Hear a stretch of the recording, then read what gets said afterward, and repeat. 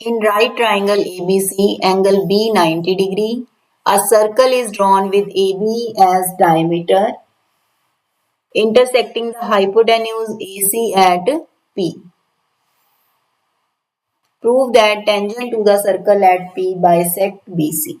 देखो एक ABC एक राइट एंगल ट्राइंगल है, एक सर्कल ड्रॉ किया गया AB को डायमीटर लेके और जो हाइपोटेन्यूज AC को P पॉइंट पर इंटरसेक्ट कर रहा है. Prove that tangent to the circle at P.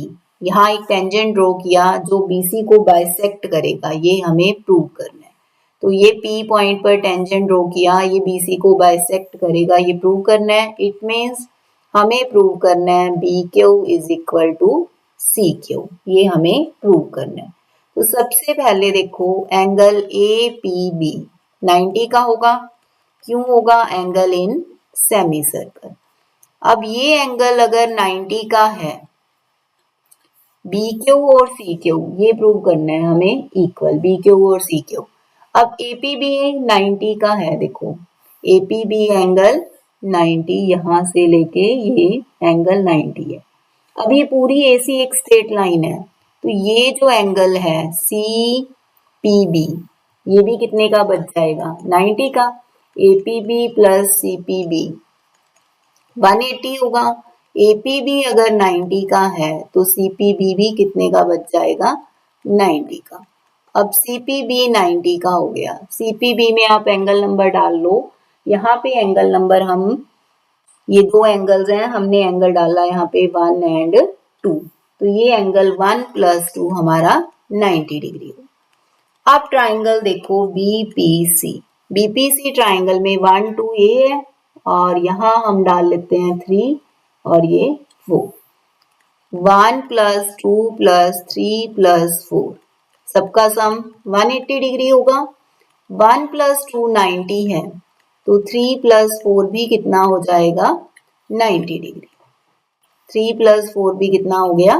90 degree हो गया. अब इसे नंबर 2 डाल लो. अब देखो जो QP और QB ये दोनों क्या है? Tangent from same external point. QP is equal to QB.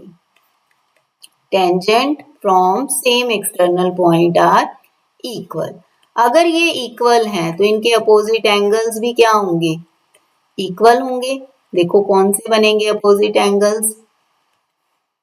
QP and QB ये सेम एक्सटर्नल पॉइंट से टेंजेंट्स हो गए, तो QP और QB इक्वल हैं.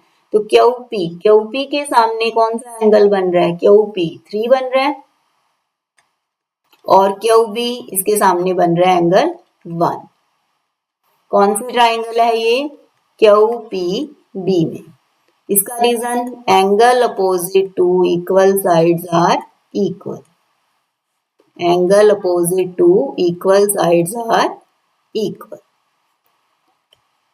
अब देखो फ्रॉम 1 एंड 2.